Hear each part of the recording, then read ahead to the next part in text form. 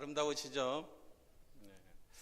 세상을 아름답게 보는 눈은 이렇게 널찍한 마음에서 옵니다. 이렇게 마음이 좁아지면 이렇게 세상을 아름답게 보지 못하지요. 그래서 그 사람 입술에서 나오는 말이 아름다우면 저분은 여유가 있구나, 마음이 널찍하구나, 그걸 알 수가 있습니다.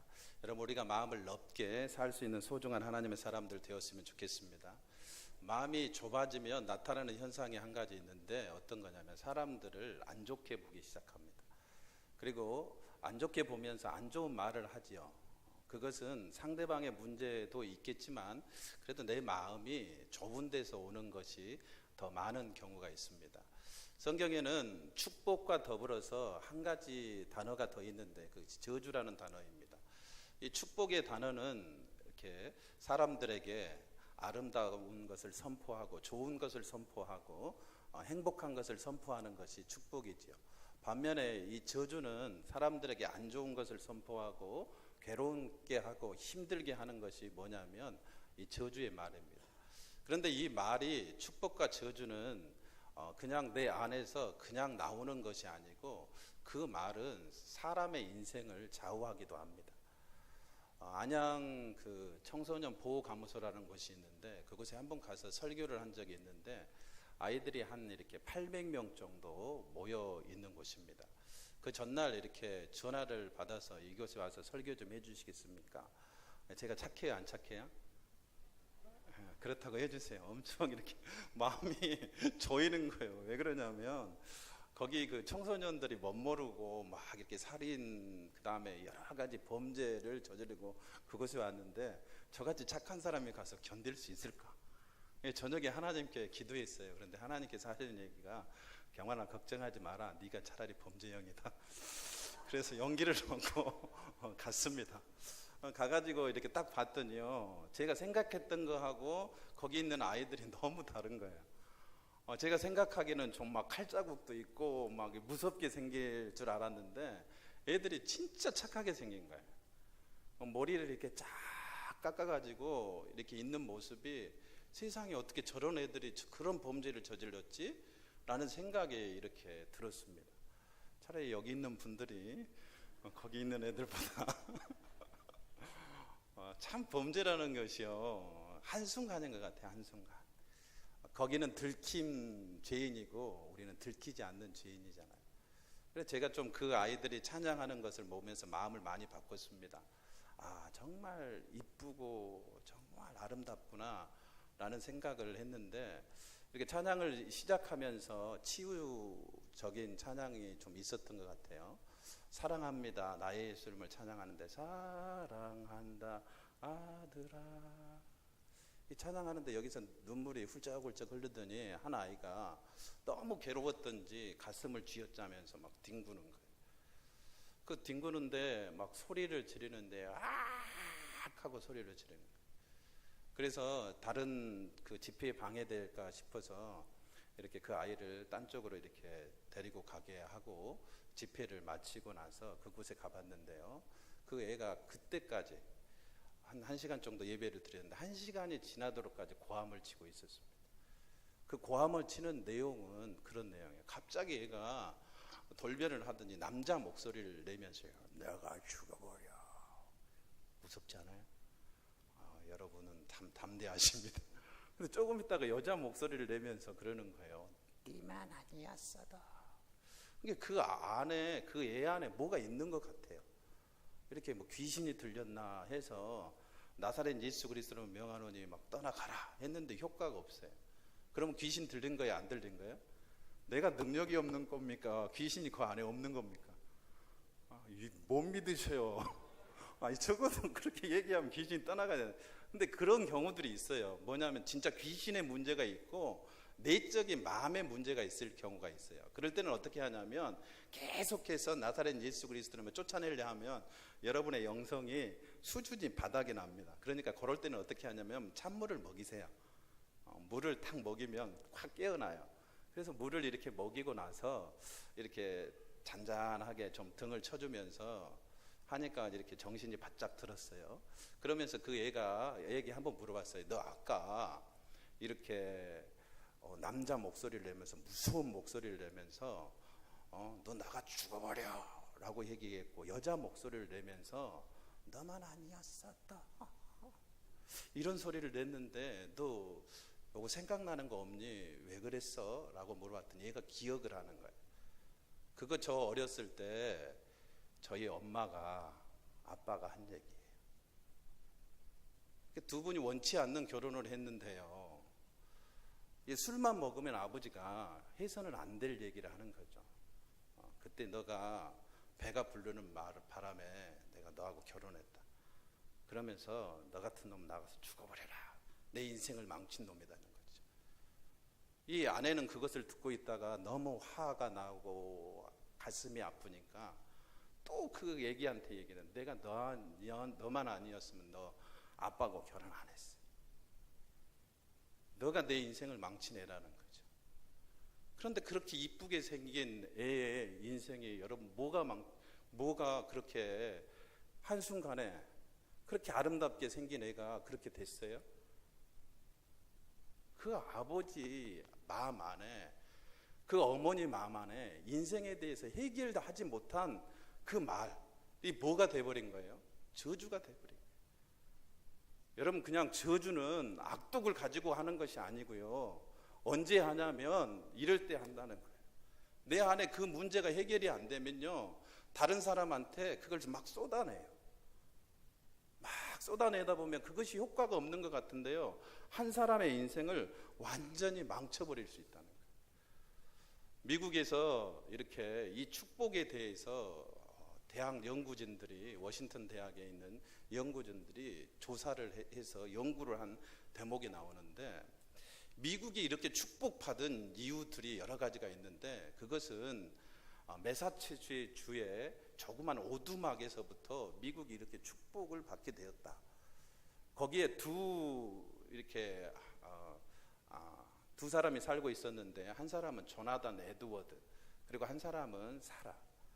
이 부부가 얼마나 행복했던지요, 그 아이들에게 한 것이 있는데 날마다 그 아이들을 축복을 했습니다. 그래서 지금 200년이 지난 후에 그 자손들을 조사를 했습니다.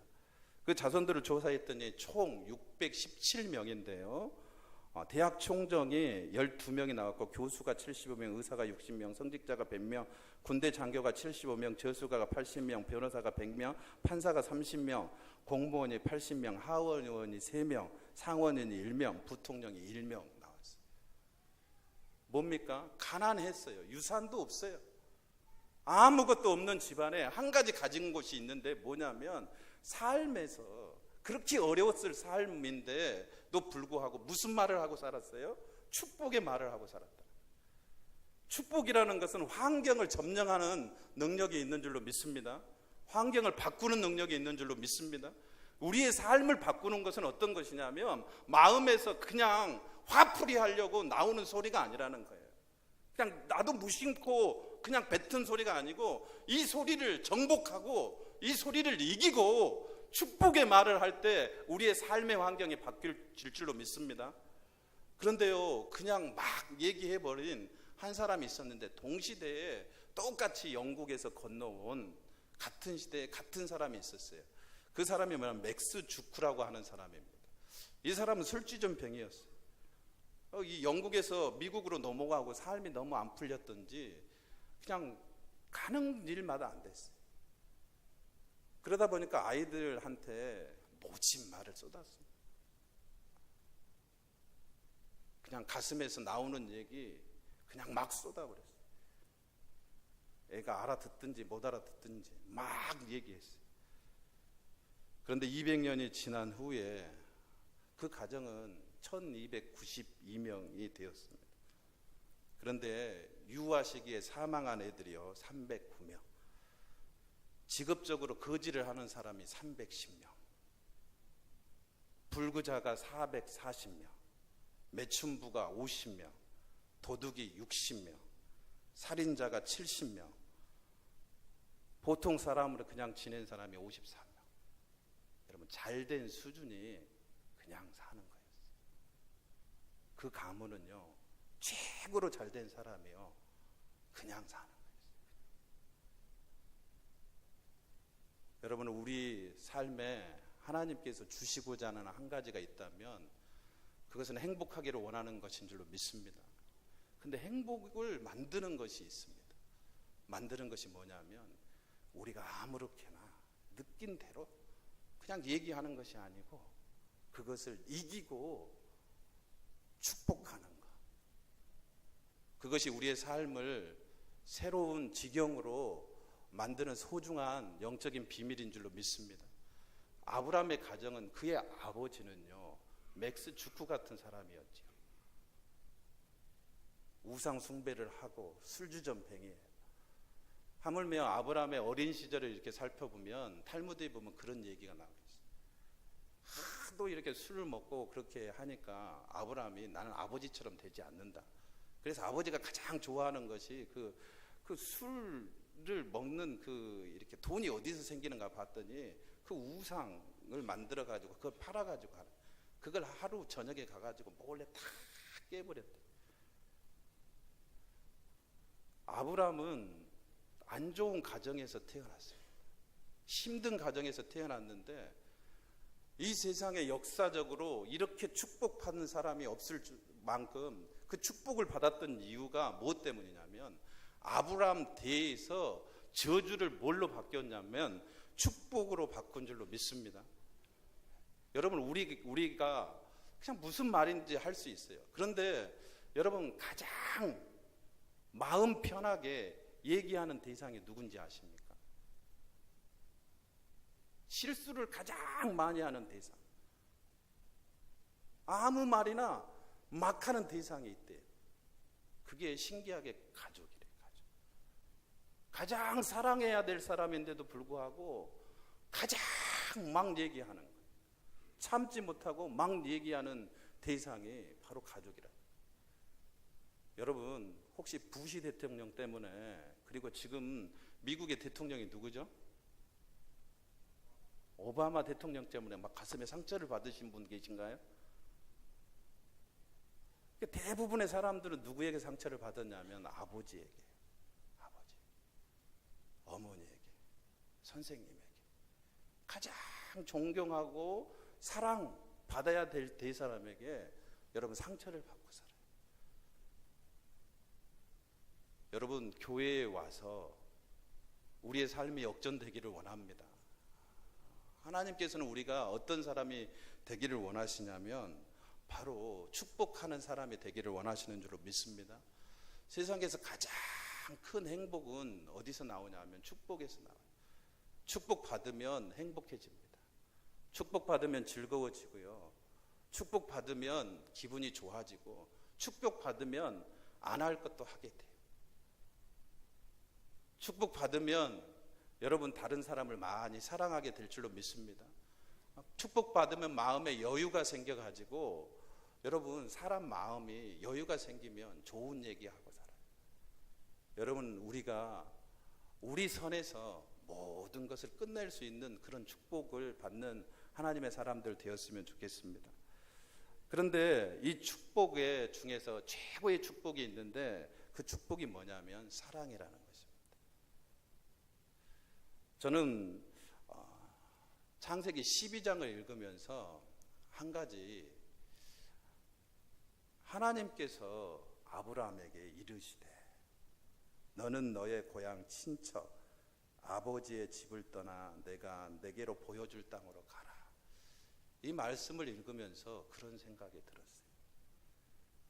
그 전 구절이 한 가지 있는데 우리 11장 32절 같이 한 목소리로 읽어보겠습니다. 시작. 데라는 나이가 250세가 되어 하란에서 어떻게 됐더라?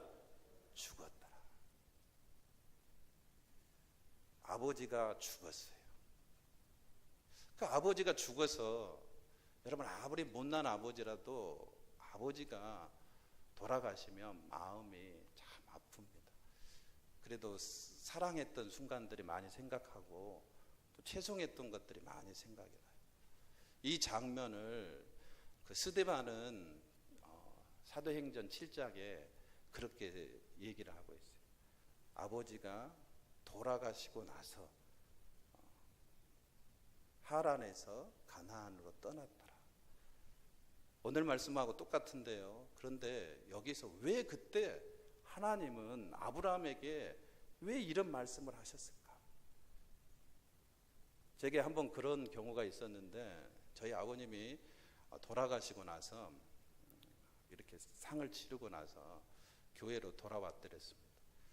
근데 당시에 저희 담임 목사님이 저보다 키가 적으셨는데요, 이렇게 오더니 쭉 앉더라고요. 경환아, 이제 내가 네 아버지다, 알았어? 저는 그 말씀을 어디서 들었냐면 오늘 이 말씀에서 들었어요. 여호와께서 아브라함에게 이르시되 너는 너의 고향 친척 아버지의 집을 떠나 내가 내게로 보여줄 땅으로 가라. 내가 너 아버지 되어줄게. 이 말씀 아니겠습니까? 사랑을 이 아브라함에게 내가 너를 사랑해. 내가 이 세상에 암담할 것 같은 상황에 있어도 내가 있잖아. 내가 가라고 하는 대로 가. 그때 제가 이렇게 느낀 것이 한 가지 있는데, 여러분, 사랑은 무엇이 사랑일까요? 하나님께서 이렇게 가라고 얘기하십니다. 어디로 가? 다른 말로 얘기하면 너 떠나야 돼. 너 있는 거 나한테 줘. 너가 가지고 있는 인생 나한테 줘. 여러분, 이렇게 말할 수 있는 것은 여러분, 사랑해서 사랑하지 않으면 절대 얘기할 수 없는 것이 너 나한테 줘. 이렇게 얘기할 수 없어요. 우리들이 자녀들한테 가끔 확인을 하는 말이 있습니다. 너 나 사랑해? 라는 말은 무슨 말이죠? 그 물어보는 거예요? 대답하라는 얘기예요? 응, 아빠 사랑해. 이 소리 듣고 싶죠? 그런데 더 중요한 그 단어가 숨겨져 있는데, 너 나 사랑해 라는 말은 내가 너를 사랑하고 있어, 이 말이에요. 내가 너를 사랑하고 있어. 예수님께서 부활하시고 나서 이렇게 제자들을 다 불러다 놓고 얘기하시죠. 너희들이 나를 사랑하느냐? 베드로, 너 나 사랑해? 이 말은 여러분 무슨 얘기예요? 베드로, 내가 너 사랑해. 사랑을 하면 여러분 한 가지 가지고 있는 것이 있는데, 어떤 것이냐면 사랑을 하는 것은 달라고 하는 것이 진짜 사랑입니다. 그 사람을 책임질 수가 없으면요, 달라고 할 수 없어요. 어떤 아내와 남편이 있는데, 여러분, 그 남편이 아내에게 만약에 그렇게 얘기했다고 칩시다. 나 너 사랑해. 그런데 한 70%만 사랑해. 그럼 뭐라고 생각하겠어요, 아내가? 아니, 저 사람이 70%만 이렇게 사랑을 달라고 하다니, 이거 말이 돼? 너 나 70%만 사랑해야 돼? 여러분, 몇 퍼센트 사랑을 달라고 얘기해야 돼요? 여러분, 아내에게 여러분 몇 퍼센트 사랑을 달라고 해야 돼요? 여러분, 혹시라도 나는 마음이 넓어가지고 다 줄 필요 없어. 내가 남편이지만 그래도 한 50%만 사랑 줘. 이렇게 하는 남편은 지금 무슨 남편이에요? 여러분, 사랑은 상대방에게 몇 퍼센트를 요구해야지 진짜 사랑이에요. 아니, 대답 좀 해보세요. 몇 퍼센트를 요구해야 돼요? 몇 퍼센트를? 몇 퍼센트를 얘기해야 돼요? 50% 얘기하면 안 돼요. 충분히 나 너 사랑하니까 너 충분히 즐길 걸 즐기고 하나 일주일 정도 밤새고 들어와도 괜찮아. 이거 지금 뭔가 문제가 있지 않아요? 진짜 사랑은 어떤 거냐면 나만 쳐다봐, 이렇게 해야지 진짜 사랑이잖아요. 믿으십니까? 아니, 왜 그러세요? 아, 믿으셔요? 진짜 사랑은 어떻게 하냐면 다 달라고 얘기해야 되는 게 진짜 사랑이에요. 하나님께서 아브라함한테 네 인생 다 줘 얘기하는 것은 어떤 거예요?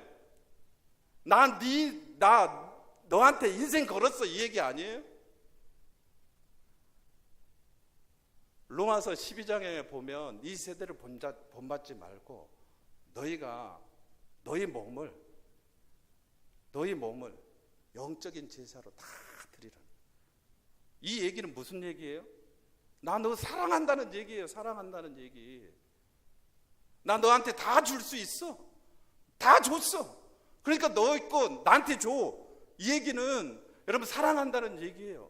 절대 사랑하지 않으면 다 주라고 할 수 없는 거예요. 여러분, 우리가 하나님께 정말 아름답게 다 드릴 수 있는 하나님의 사람들 되었으면 좋겠습니다. 날 대속하신 예수여, 내 생명 모두 드리니 늘 진실하게 하소서. 내 구주 예수여, 나 구주 위에 살리라. 내 기쁨 한량없. 끝까지 혼자 부르게. 내 갈 길 인도하소서. 내 구주 예수여, 나 구주 위에 살리라. 내 기쁨 한량 없으리. 내 갈 길 인도하소서. 내 구주 예수여. 다시 한번 나 구주 위에 손 들고 나 구주 위에 살리라. 내 기쁨 한량 없으리. 내 갈 길 인도하소서. 내 구주 예수여, 나 구주 위에 살리라. 내 기쁨 한량 없으리. 내 갈 길 인도하소서. 내 구주 예수여. 주님을 사랑하십니까? 주님을 사랑하십니까? 저 이 찬송만 하면 눈물이 앞을 가립니다. 하나님, 그렇게 날 사랑하셨어요. 하나님, 그렇게 날 사랑하십니까? 그래서 다 달라고 하십니까? 여러분, 주님께 우리의 인생 드리면 가장 아름다운 것으로 갚아주실 줄로 믿습니다. 아브라함이 축복받았던 소중한 비결 중에 한 가지는 어떤 것이냐면, 하나님께서 너 나한테 다 줘. 너 나한테 다 줘. 너 인생이 이제 내가 가라고 하는 곳에 가야 돼. 내가 하라고 하는 거 해야 돼. 그럴 때 예 했어요.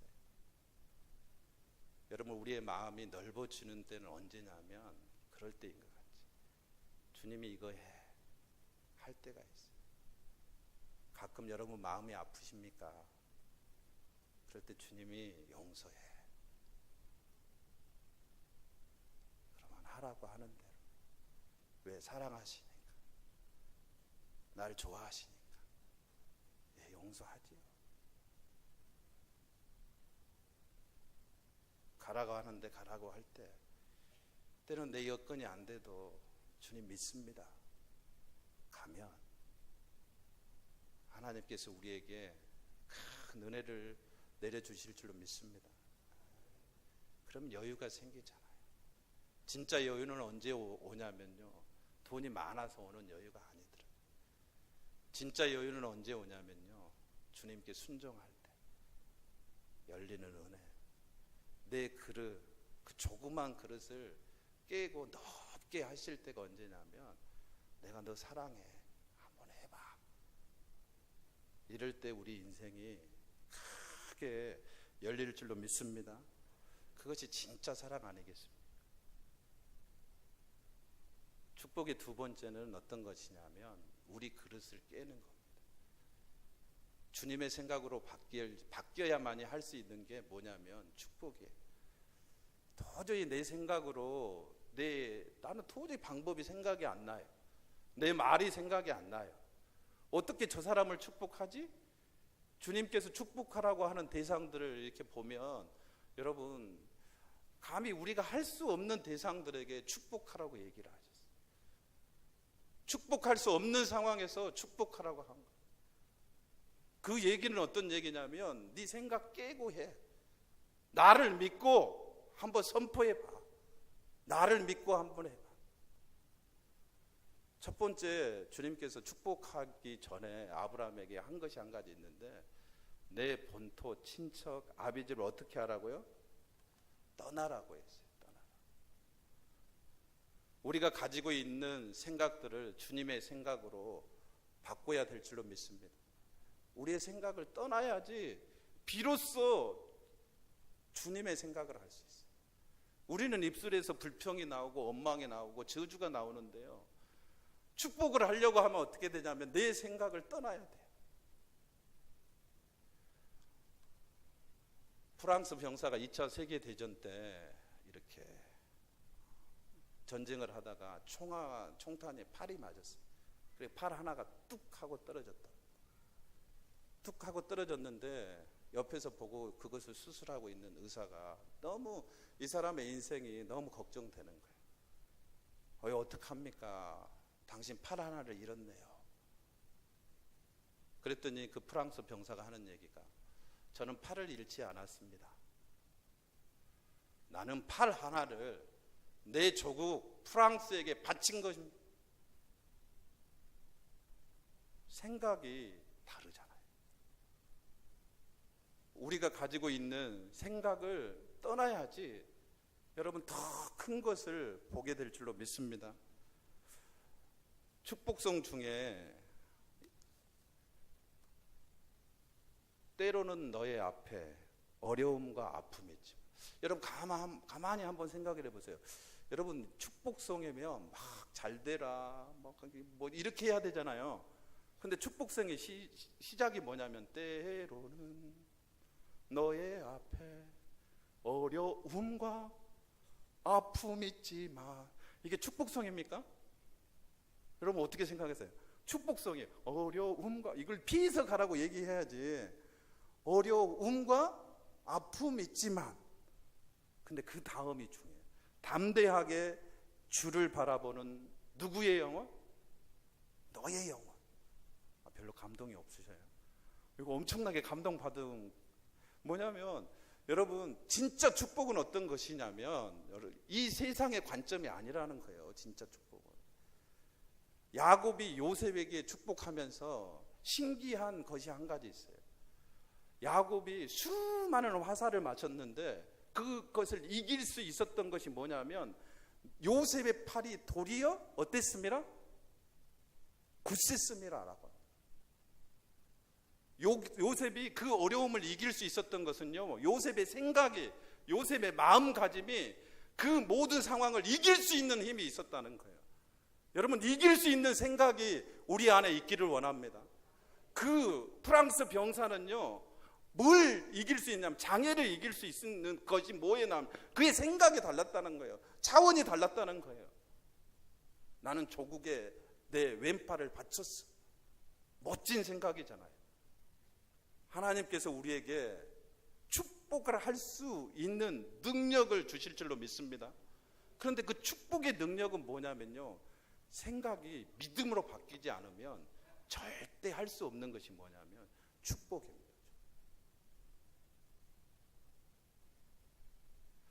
이번 주에 이렇게 주일날 오후에 그 목사님, 담임 목사님 그 아드님, 이렇게 박상혁 목사님이시죠? 그 목사님 그 위임식이 있어서 갔는데 그 박상혁 목사님이 이렇게 앞에 나와서 이제 마지막 그 소감을 얘기하시는데 그런 얘기를 하셨어요. 제가 이렇게 딱 노트에 적어놨는데 아버지가 저한테 해준 얘기 중에서 얘기 하나가 있는데 물은 길이 없대요. 아무도 적는 사람이 없어요. 물은 길이 없대요. 그런데 위에서 물이 쏟아지면 길이 생긴다. 저는 그것을 이렇게 들으면서 생각이 다르구나. 물은 땅에서 물을 막으면 끝나지. 그런데 위에서 흐르는 물은 다 길을 내면서 간다. 믿음의 아버지가 그 자녀에게 해준 한마디, 이 세상의 관점이 아닌 하늘의 관점으로 얘기해 준 한마디는 여러분 그 자녀에게 큰 축복이 됩니다. 여러분 우리가 우리 자녀들에게 많이 축복하기를 원합니다. 그런데 그럴 때마다 우리가 해야 될 소중한 관점이 있어요. 세상의 관점으로 축복하는 것이 아니고 이 세상을 이길 수 있는 하늘의 관점으로, 하나님의 관점으로 축복할 수 있는 소중한 하나님의 사람들 되시기 바랍니다. 오늘 말씀에 보면 그 관점이 한 가지가 나와요. 우리 3절을 우리 한 목소리로 같이 한번 읽어보겠습니다. 시작. 너를 축복하는 자에게 내가 복을 내리고 너를 저주하는 자에게 내가 저주하리니 땅의 모든 족속이 너로 말미암아 복을 얻을 것이라. 여기서요, 너를 축복하는 자에게 내가 뭐 한다고요? 복을 내리고 너를 저주하는 자에게, 주님께서 복을 아브라함에게 선포하시는데, 아브라함 네가 축복하는 자를 내가 축복하고 아브라함 네가 저주하는 자에게 내가 저주하겠다 그러셨어요? 저는 성경을 그렇게 읽을 때가 많았어요. 그런데 자세히 다시 한번 읽어보면요, 그 말씀이 아니에요. 아브라함 중심이 아니에요. 누구 중심이냐면요, 다른 사람 중심. 여러분 다시 한번 보셔요. 너를 축복하는 자는 누굽니까? 아브라함이에요? 아브라함하고 같이 관계된 사람이에요? 아브라함이 아니고요, 아브라함과 같이 관계된 사람이 진짜 축복을 받는 것은 어떤 것이냐면요, 내가 축복하는 것도 큰 축복이지만 진짜 큰 축복은 어떤 것이냐면 다른 사람이 아브라함을 축복하는 거예요. 다른 사람이 너를 저주하면 누가 저주하겠다는 거예요? 내가 저주하겠다. 이 얘기는 여러분 어떤 얘기입니까? 축복을 하는데 저주하라는 얘기예요? 축복하고 살아라는 얘기예요? 이 얘기는요, 신기하게도요, 아브라함이 반대로 관점을 바꾸면, 아브라함 너 저주하면 하나님께서요 아브라함 너에게 하겠다. 그래서 신기하게도 아브라함의 자손들 아브라함, 이삭은요 저주하지 않았어요. 그냥 당하고 살아요. 로마서 12장에 보면 너를 박해하는 자에게 축복하고 저주하지 말아라. 이 말씀이 어떤 말씀이냐면 너 사랑하고 살아라. 오늘 아브라함에게 한 얘기가 무슨 얘기지만, 아브라함 축복의 가장 큰 것이 있는데 절대 저주하지 마. 사랑하고 살아. 기도하면 알려줄게. 없는 것을 있는 것 같이, 바랄 수 없는 중에 바라는 것, 그런 소중한 음성을 우리에게 주실 줄로 믿습니다. 그래서 여러분, 우리가 서로 그 사람이 아브라함이라고 생각하면서 축복합시다. 아무리 어려운 일이 있어도 축복하십시오. 그러면 그 공동체, 그 아브라함이 있는 공동체는 얼마나 아름다울까요? 우리 찬양하고 기도하는 시간 같습니다.